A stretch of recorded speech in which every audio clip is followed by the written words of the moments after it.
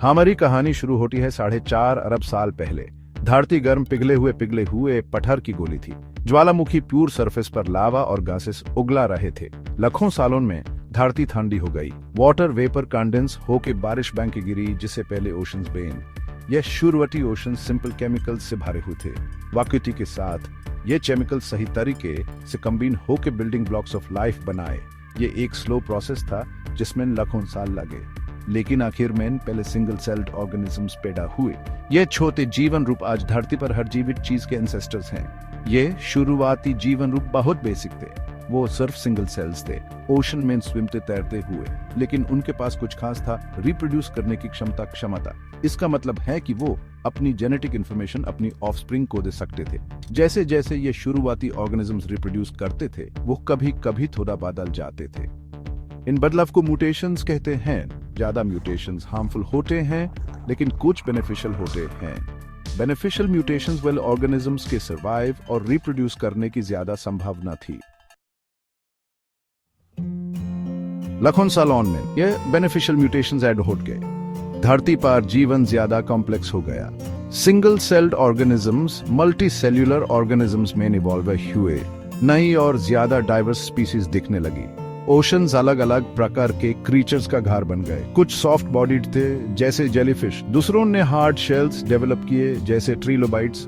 मछलियों ने फिन्स और गिल्स इवॉल्व किए जिसे वो पानी में तैरते और सांस ले सकते थे। एवोल्यूशन के इस तेजी से बढ़ने वाले दौर को कैम्ब्रियन एक्सप्लोजन कहते हैं। यह धरती के ओशंस में बदलाव और डिवर्सिटी का एक इनक्रेडिबल टाइम था।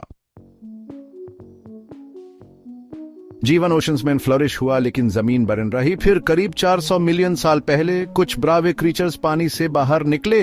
यह पहले एम्फीबियंस थे। एम्फीबियंस के लंग्स थे जिसे वो हवा में सांस ले सकते थे। उनके स्ट्रॉन्ग लिम्स भी थे जिसे वो जमीन पर घूम सकते थे, लेकिन उन्हें अपने अंडे देने के लिए पानी में वापस जाना पड़ता था। वक्त के साथ एम्फीबियंस रेप्टाइल्स में इवॉल्व हुए।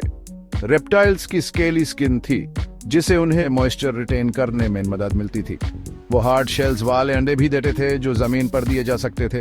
इन एडेप्टेशंस ने रेप्टाइल्स को डेजर्ट से लेकर फॉरेस्ट्स तक अलग अलग हैबिटाट्स में रहने की अनुमति दी। रेप्टाइल्स ने लाखों सालों तक धरती पर राज किया। डिनोसॉर्स रेप्टाइल्स का सबसे फेमस ग्रुप अलग अलग शेप्स और साइजेस में इवॉल्व हुए। कुछ जिगैंटिक थे जैसे लॉन्ग नेक्ड ब्राकियोसॉरस, दूसरे खतरनाक प्रेडेटर्स थे जैसे टिरानोसॉरस रेक्स।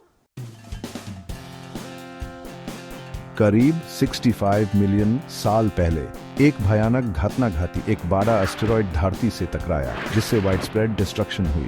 इम्पैक्ट से मैसिव वाइल्ड फायर्स, अर्थक्वेक्स और सुनामीज आए।